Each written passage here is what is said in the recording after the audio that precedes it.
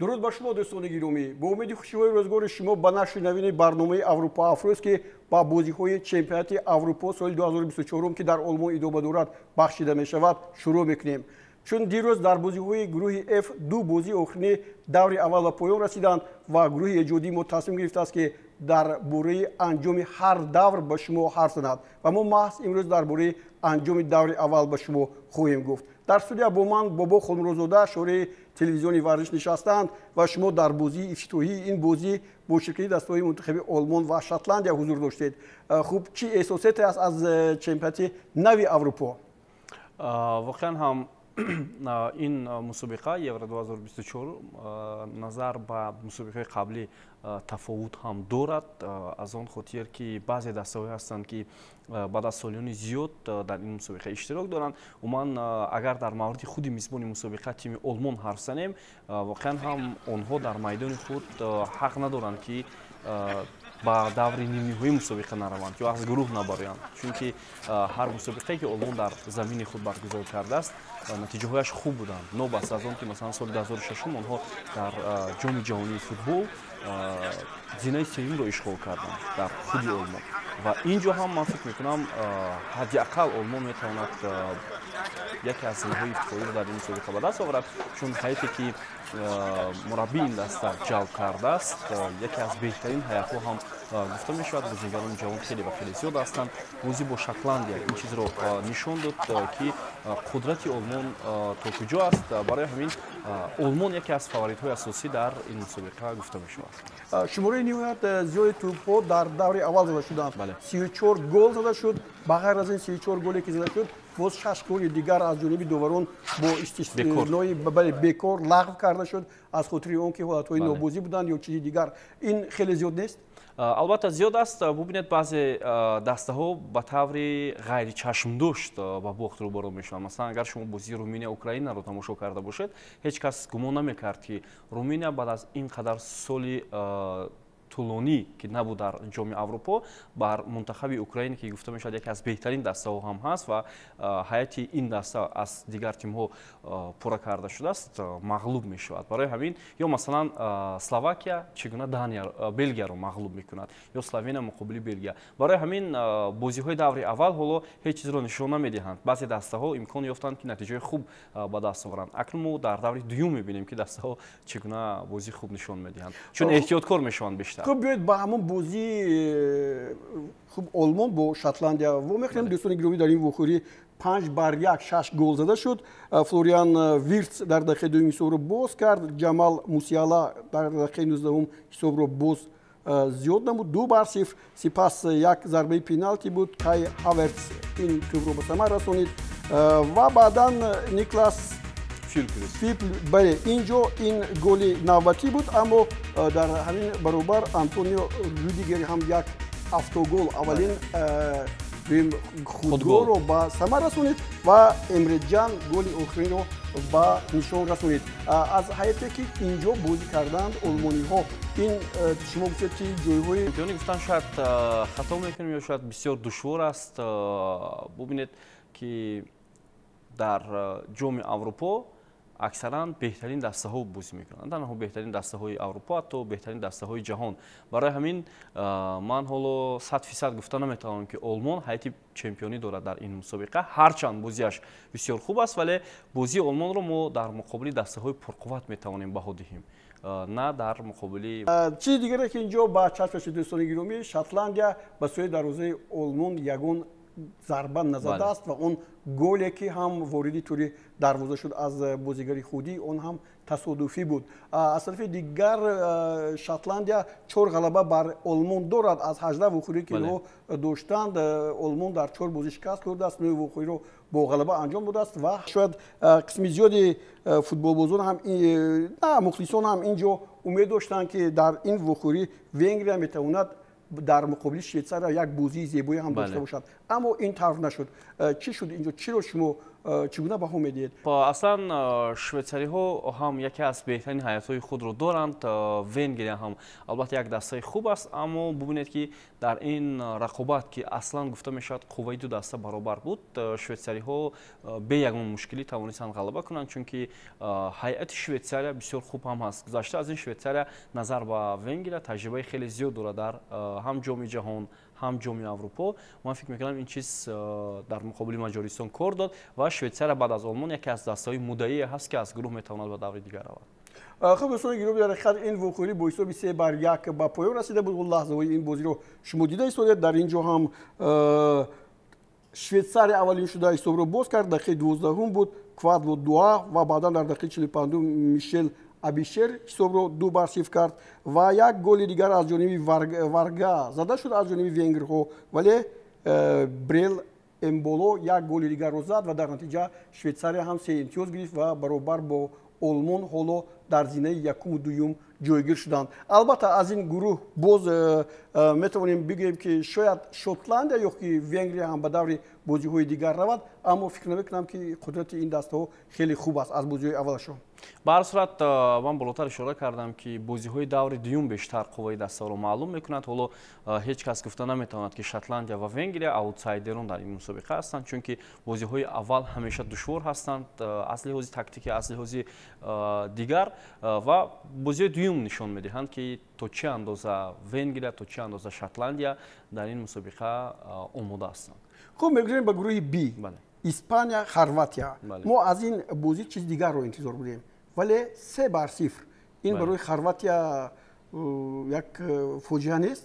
аслан бозӣ нишон дод ки хорватҳо бениҳоят хуб бозӣ карданд. ҳатто аз лиҳози идора кардани тӯб нисбат ба испаниҳо хеле ва хеле бартарин. Испания ҳам яке аз дастаҳои пуртаҷриба аст. агар ба ҷои Испания масалан Албания мебуд ё тими дигар, чемпиони як 4 сол пеш, яъне Фаронса пеш аз ин 2 маротиба пай дар пай Испания чемпиони Аврупо буд. ба ҳар сурат насли наве ки дар худи Испания ҳастанд, инҳо ҳам ба бисёр чизҳо қодир ҳастанд. мубинед аксари футболбозони дастаи Испания бозингароне ҳастанд ки ҳам дар Лигаи Қаҳрамонҳо, ҳам дар клубҳои худ дар мусобиқаҳои дохилӣ натиҷаҳои хеле хуб нишон доданд. барои ҳамин Руис ҳисобро 2-0 намуд. Даниэл Карвахал нуқтаи охириро монд. ҳамаи ин голҳо дар қисми аввали вохӯрӣ зада шуданд. аммо ман мехоҳам як чиз дигарро ҳам ба шумо бигӯям ки вақте ки омори ин бозиро ман дидам, дар омори ин бозӣ зарбаҳои футболбозони Хорватия аз Испания бештар буд. 16 зарба дар муқобили ё тавонистанд ба ин амал даст зананд. хуб, дар ин гурӯҳ як рекорди нав ба қалb гирифта шуд дар бозии байни дастаҳои Италия ва Албания ки бо ҳисоби 2-1 ба поён расид. хуб, дар дақиқаи аввал гол заданд. ин барои дастае ки аз Албания ҳаст ба дарвозаи Италия чемпион чӣ гуна ин душворӣ надошт?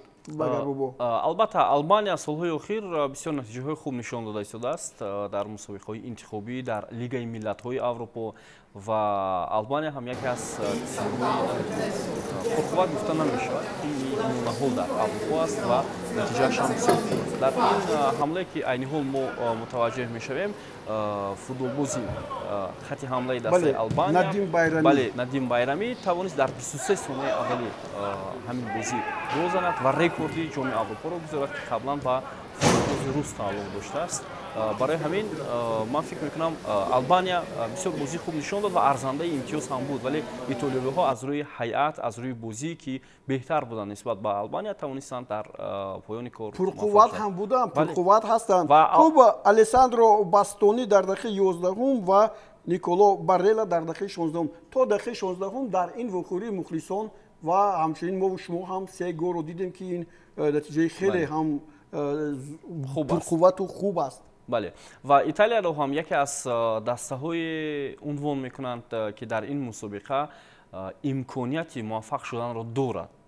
акнун чемпион шуданро не, ба ҳар сурат рафтан то ба марҳилаҳои дигар, вале на ҳама дастаҳои пурқувват метавонанд ба марҳилаҳои ҳассоси плей-офф роҳат гиранд, чун ҷоми Аврупои қаблӣ ҳам 2020 ки соли 2021 баргузор шуд, ин чизро барои мо шумо нишон дод, вале ба ҳар сурат эҳтимол ҳаст ки Италия бо роҳбари Лучано Спалетти як пайроҳаи бисёр хубро дар ин мусобиқа тай кунад. ҳоло мехоҳам ки инҷо ҷадвали гурӯҳи Б ба мо нишон дода шавад.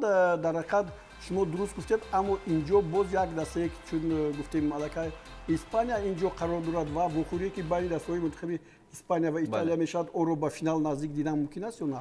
البته رقابت اسپانیا ایتالیا این فینالی برمحل هم گفته می شود. مثلا در دور اول دیداری دسته های اسپانیا خرواتیا چنین نام داشت. بعدا می توانیم دیداری دسته های اسپانیا و ایتالیا را یکی از بازی های بهترین در همین مسابقه در مرحله گروهی ببینیم.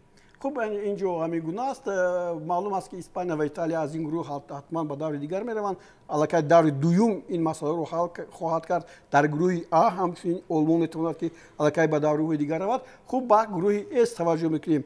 یگانه بازی که در این ردیف بازی های دور یکم بازی مساوی انجام یافت محض این واقعی اسلوونیا با دانیا بود. بله، ما این بازی رو شرحی کردم. یکی از بازی هایی که دانیا ارزنده هم بود برای به دست آوردن پیروزی، اما برای این دسته چی نرسید. شاید همون خط دفاعی دسته دانیا که بهترین خط دفاع بود و یکی از به نظر من یکی از بهترین خط دفاع در مرحله گروهی هم خواهد بود. در پایان رقابت موفق شده نتوانستند. اسلوونی ها نمیتونم اصلا از روی انگیزه خیلی الوگی که بعد از چند سال با جام اروپا رو خط گرفتند، یک بازی بسیار خوب رو در نیمه دوم به نمایش گذاشتند و توانستند موفق شوند. اگر در عموم هیئت دسته اسلوونیا رو گیریم، اونجا ستاره‌های درخشان، فوتبالبازانی که تجربه خیلی بلند دارند نیستند، ولی به هر صورت دسته توان اسلوونیا. خوب، یان اوبلاک هست. شما این رو خوب میدونید که اونجا دروازه‌بان. به هر صورت یان اوبلاک در اتلتیکو مادرید بازی میکنه، دروازه‌بان اساسی هم هست، کاپیتان تیم اسلوونیا. ولی اگر ما بازیگران میدان رو متوجه شویم، مثل خود یان اوبلاک بازیگری نیست در اسلوونیا که یک گیم که لیدری اساسی باشد. لیدری اساسی متاسفانه دروازه‌بان است. دوستان گرامی، در این واقعی در حقیقت دانیاگی ها حساب رو باز کردن. کریستین اریکسن حساب رو باز کرد و بعدا در دقیقه 77 اریک یانجا توانست که حساب رو برابر کند و این واقعی با حساب مساوی 1-1 با پایان رسید. در این گروه دیگر بازی که بود، این البته بازی دسته های منتخب سربیا و انگلیا بود. انگلیا، خوب وقتی که انگلیا میگوییم اینها همون اساسگذاران فوتبال هستند و البته بازیشان خوب است، اما نتوانستند که سربیا رو با حساب بزرگتر چون آلمان و چون دیگر اسپانیا با حساب بزرگتر پیروز شوند. خب به هر صورت من فکر میکنم اونها قوای خود رو در این بازی زیاد صرف نکردند، زیرا میدونستند که هر نتیجه که میشود این برابر است با 3 امتیاز شوی انگلیا. به نظر من در این مسابقه خیلی و خیلی زیاد هم هست، چون از روی بازی، از روی تجربه که بازیگران این دسته دارند، از روی صفت بازی فوتبالبازان یا لیدران این دسته گفته میتونیم که انگلیا میتواند تو با مرحله های خیلی دور دراز رود. خب بیاید اولو با جدول این گروه توجه میکنیم. در اینجا در حقیقت انگلیس ها از روی گفت شما خود را خوب نشان ندادند. اونها خوب دیدن که اسلوونیا با دانیا مساوی بازی کرد و با حساب 1-0 غلبه کردن برای اونها کافی بود و انگلیا هم میتواند که بعد دور دوم الکای مسئله با بازی‌های من بعد رفتن رو پیدا کند. اما من فکر نمی‌کنم که اسلوونیا در مقابل سربیا سوس بازی می‌کرده باشد با این بازی که نشان داد در مقابل دانیا. بله، سابق دو کشور یوگسلاویا من فکر میکنم یکی از بهترین بازی ها رو باید به نمایش گذارند، چون که هر دو دسته هم امکانیت دارند. حالا یگان دسته شانسش رو از دست نداده است، چون که در جام اروپا حتی تیم های سوم هم امکانی راه یافتن به مرحله پلی آف مسابقه رو دارند. خب میگذاریم با گروه دیگر. یک بازی اینجا بازی عجیب بود، وخوری بین دسته‌های پولشا و نیدرلند که اینجا حالا طرز این نوار رو می‌بینیم. اینجا نیدرلندی ها توانستند که در این بازی پیروزی به دست آورند. یعنی در اینجا ما از همین بازی احساس کردم که دسته‌های ضعیف نیستند. البته ما گمان داشتیم که نیدرلند در بازی مقابل لهستان بدون یگان مشکلی غلبه به دست می‌آورد، اما خطا هم کردیم، چون که نیدرلند رو در برابر تیم‌های انگلیا، آلمان، فرانسه یکی از مدعیان هم گفته بودند، چون که شاگردان رونالد کومن در عموم дар бозиҳои қаблии интихобӣ дар лигаи миллатҳои аврупо натиҷаҳои хеле баланд ва бозиҳои хеле хуб нишон доданд. Аммо Полша бубинед як дастаи хеле устувор аст, дастае ки метавонад ҳатто бозинаи аввал ҳам ба марҳилаи дигари мусобиқа равад. Ба ҳар сурат Нидерланд дар ду бозии баъдии худ дар марҳилаи гурӯҳӣ бояд бо ҳар роҳе ки набошад барои рафтан ба даври дигар талош кунад. خب به هر حال در این بخوری اولین شده پولشگی ها با گلی آدم بوکس در دقیقه 16 حساب رو باز کردند. کودی گاکلو و وگورست حساب رو 2-1 نمودند. خب با بازی دیگری این گروه می‌رویم دوستان گرامی. بازی دیگری این گروه با بخوری با این دسته‌های استرالیا و فرانسه بود و این جو وقتی که درباره فرانسه میگوییم دیگر حالا از آغاز گفتند که چمپیون فرانسه است. نمیدونم تا کدام درجه وقتی که مباپه کاپیتان این دسته که در این بازی ها بود در بازی های باقی که شکسته است و او رو حتی جراحی نمیکنند، ولی اگر گفته میشود که فرانسه با مرحله پلی اوف رو خواهد گیرد او حتما به میدان میاد. ولی حالا هم معلوم نیست که مباپه در دو بازی آینده گروه اشتراک میکند یا نه. هر صد ما شفا میخواهیم با لیدری اساسی تیم منتخب فرانسه، یکی از ستاره های توبون و درخشان جام اروپا است کلیان مباپه، چون در بودن او فرانسه یک برتری خیلی زیاد دارد. اما وقتی مباپه نیست من فکر میکنم اندکی مشکلی کادری در فرانسه دیده میشه. با هر حال خیلی پیش رفتیم الان به بازی‌های دیگری که باید با به اشتراک مباپه گذرات توجه کردیم. اما در این بازی استرالیایی ها بهتر بودند. دو حالتی 1-1 رو استفاده نبردند. بله. و خودشون گل دادن که فرانسه غلبه کند. خوب این حالا در دقیقه 38 به وجود اومد.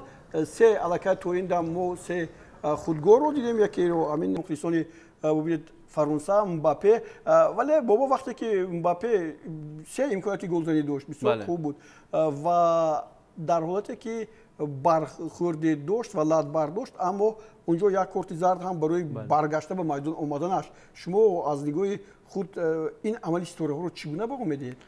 خوب شد نفهمی و نفهمیدن قانون قاعده ها باشد وابسته به اون که داوران جزا میدهند از سوی بازیگران انجام میشود. ولی من فکر میکنم بوکی نیست، چون که این کارت زرد نخست بود. چون اگر ما با قانون فوتبال متوجه شیم بازیگرانی که دو مرتبه کارت زرد میگیرند در یک بازی اشتراک کردن نمیتونن. ولی فکر میکنم این یگان نه برگشتن همون رو در نظر دارم. برای میدان برآوردن به خاطر لات برداشتنش. اما وای رفت خودش به میونه میدان و نشست و کارت زرد گرفت. بله به خاطر اون که وقت رو کشید. چون که استرالیا در حقیقت بسیار هم خوب بازی کرد. حالا شما میبینید که خوب فرانسه با نیدرلند یا پولشا استرالیا، این پولشا و استرالیا هم دستهایی هستند که ارزنده بازی‌های پلی اوف هستند. بله. خب دوستان گرامی طور دیگر گروه دی رو هم با پایان میرسونیم و میگذاریم با گروه نوبتی که در آنجا بازی بین دسته‌های منتخب رومانیا و اوکراین ما رو انتظار است. این بازی هم از اینجا که حالا الکای بابا از همین شروع کردن که دسته منتخب اوکراین یکی از دسته‌های پرزور است. جزئی بازی کردن، بازیشون مجلل بود. بله اصلا بازی خوب نشون دادن، ولی فکر میکنم اندکی نفهمی یا شاید بدونی البته در منتخب رومانیا یکی از مربیانی که در گذشته فوتبال خوب هم بود راهبری میکند و ماست او باعث شد که رومانیا تا به این مرحله مسابقه رو ادوارد یوردانسکو. بله در حقیقت درست هم میگید. من از بازی که اوکراین ها داشتند کمی قناعتمند نشدم، زیرا در حقیقت دفاع بازیشون ضعیفتر بود و بعد بیاد که رومانی ها از دور ضربه زدن رو بسیار استفاده بردن. یعنی گل هایی که اونها زدن تقریبا از دور زده شد و نیکولای استانچو حساب رو کشید. در دقیقه 29 ریزوان مارین در دقیقه 53 حساب رو 2-0 کرد و دنیس دریگوش در دقیقه 57 حساب رو 3-0 کرد و رومانیا با یک معنا گفتن در که مسئله به در دیگر گذاشتن رو حل کرد، چون که سه امتیاز هم میتواند که دست رو از زیر سوم به جای دیگر بره. بله. خب این بیاید حالا جدول این گروه رو میبینیم و بعدا باز با یک بازی دیگر توجه خواهیم کرد. بازی هایی که در حقیقت در حالا جام اروپا میگذارند یکی از دیگری فرق میکنند و توجه شما رو میخوام با بازی بین دستهای بلژیا و همچنین اسلواکیا بله جلب کنم. این بازی که بسیارا میگن که این هنگامه است غلبه اسلواکیا بر بلژیم. اما من این رو هنگام نمیبینم چون که این فوتبال است.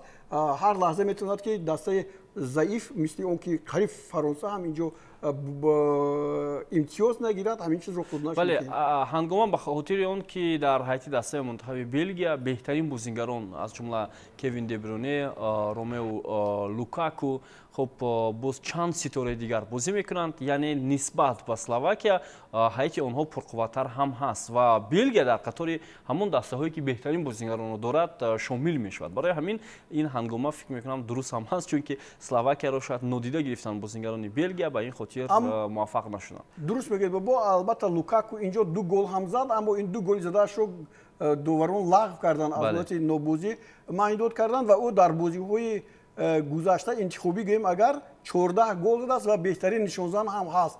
اینجا ببینید حالا میگید که با نزد پای من نداری، یعنی چیزی که نباشد بلژیا اگر همین گونه در مقابل دیگر دسته‌ها بازی کرد میتونه که ناکام هم شود. البته از احتمال دور نیست، چون که در مقابل بلژیا باز ببینید اوکراین و رومانیا بر این دسته ها هستند. اوکراین حتما برای امتیاز تلاش میکند، رومانیا هم برای البته نتیجه خوب به دست آوردن و سینه اول رو اشغال کردن در این گروه. خب باری اول دسته منتخب گرجستان در بازی‌های نهایی جام اروپا بازی کرد. البته این برای اونهایی که در سابق اتحاد شوروی زندگی میکردن یک نوع مجلو بودن تماشای یورو رو باز هم بیشتر کرد. مثلا من برای گرجی‌ها به خاطر اینکه سرمربی دسته منتخب تاجیکستان از گرجستان هست مخلصی کردم، ولی دیدم که اینجا ترک‌ها خیلی خوبتر بازی میکنند. بله، یکی از بازی‌های بهترین در جام اروپا این رقابت ترکیه و گرجستان بود. یکی از بهترین بازی شب گذشته مخلصان هم دیدند که یک بازی بسیار هجومکار هم از جانب ترک‌ها هم از جانب گرجی‌ها به نمایش گذاشته شد و گذشته از این گرجستان که هیچ بار تجربه نکرده است اشتراک کردن در جام اروپا را وظیفه‌دار بود که یک بازی خیلی خوب نشان دهد. عموما مکتب فوتبال گرجستان در مقیاس اتحاد شوروی و حالا هم